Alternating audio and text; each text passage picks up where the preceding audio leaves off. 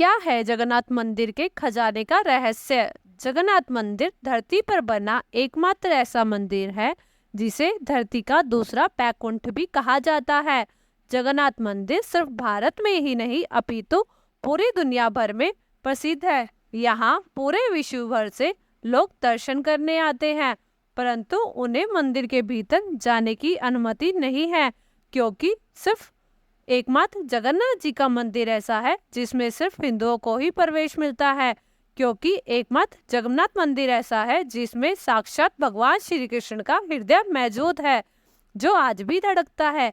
जगन्नाथ के मंदिर के अनेकों रहस्य ऐसे हैं, परंतु आज हम बात करेंगे जगन्नाथ मंदिर के खजाने के बारे में। जगन्नाथ मंदिर में इतना खजाना कहाँ से आया? क्या है इस खजाने का रहस्य? चलिए जानते हैं।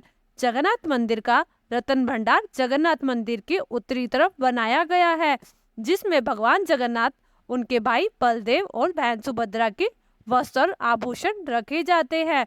सन 1960 में इस रत्न भंडार के लिए इनको 3 मुख्य भागों में बांटा गया था। इसमें पहली श्रेणी में वो रत्न आभूषण आते हैं जो सबसे भीतर वाले भंडार गृह में रखे जाते हैं। इसमें भगवान के पुराने वस्त्र व आभूषण रखे जाते हैं जिनका इस्तेमाल नहीं होता, और इन रत्न गृह का प्रबंध कमेटी की सील लग जाती है और इस रत्न गृह पर प्रबंधन कमेटी की सील लग जाती है, जिसकी चाबी राज्य सरकार के पास रहती है। दूसरी श्रेणी में वो रत्न आभूषण आते हैं जो खास मौकों पर प्रयोग किए जाते हैं। इस भंडार गृह को मुख्यतः रथ यात्रा के दौरान खोला जाता है। और अब बात करें तीसरे भंडार गृह की। इसमें भगवान के प्रतिदिन डालने वाले वस्त्र व आभूषण आते हैं। अब बात करते हैं आखिर जगन्नाथ मंदिर में इतने आभूषण व वस्त्र कहाँ से आए। बात उस समय की है जब यहाँ गंगा वंश के राजा अंतवर्मन और चंडगोंग का राज था, जिसे जगन्नाथ मंदिर के हम लोग दर्शन करते आए हैं। उस मंदिर का निर्माण इसी राजा ने करवाया था। सिर्फ यही नहीं, मंदिर में सोने के हाथी, घोड़े, रत्न व अन्य बहुत सी चीजें दान में दी थी, जिस कारण 12वीं सदी से जगन्नाथ मंदिर बेशकीमती रत्नों व हीरो जेवरातों से बन गया। जगन्नाथ मंदिर के गवाह रहे ऐतिहासिक दस्तावेज मंदाबल जी के अनुसार अनंग भीम ने भी जगन्नाथ मंदिर में लगभग 14 लाख ग्राम सोना दान में दिया था, जिससे भगवान जगन्नाथ जी और बलदेव जी और सुभद्रा जी के आभूषण बनाए गए थे।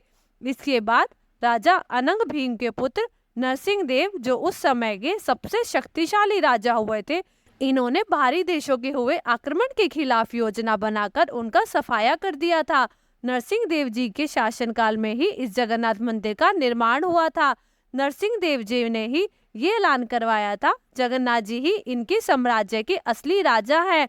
नरसिंह देव जी ने ही बताया कि एकमात्र जगन्नाथ जी है जिन्होंने इस भारतवर्ष को बाहरी लोगों से बचा कर रखा है।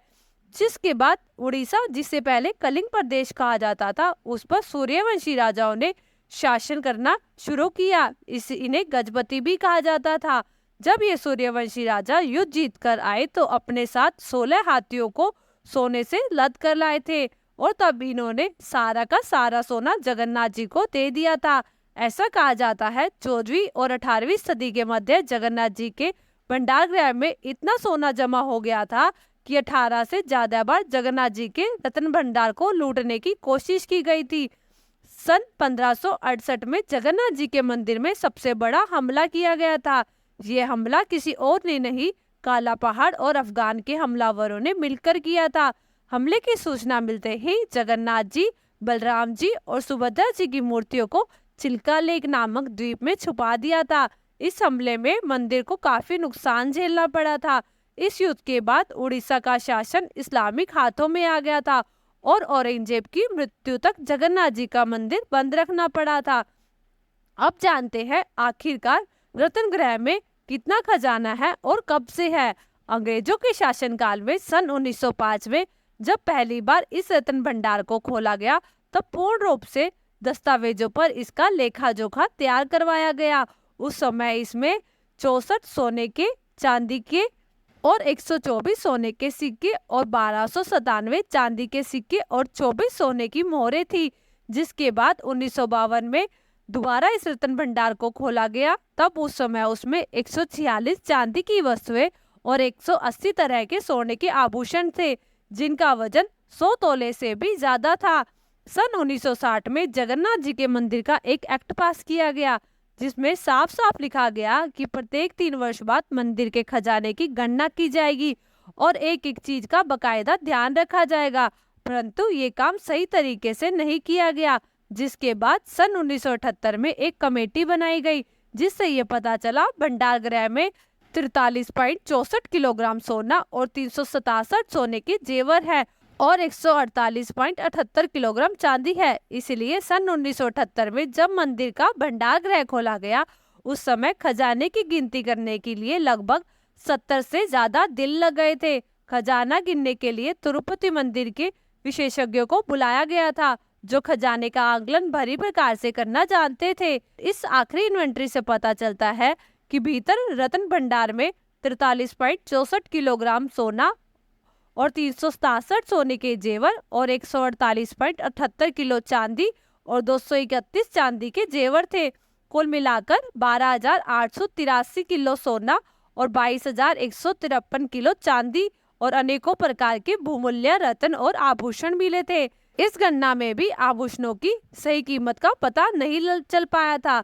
ऐसी एक कहानी सुनने में मिलती है, जिसमें कहा जाता है कि मंदिर के रत्न भंडार गृह में जहरीले सांप हैं, जो इस भंडार गृह की रखवाली करते हैं। इस वजह से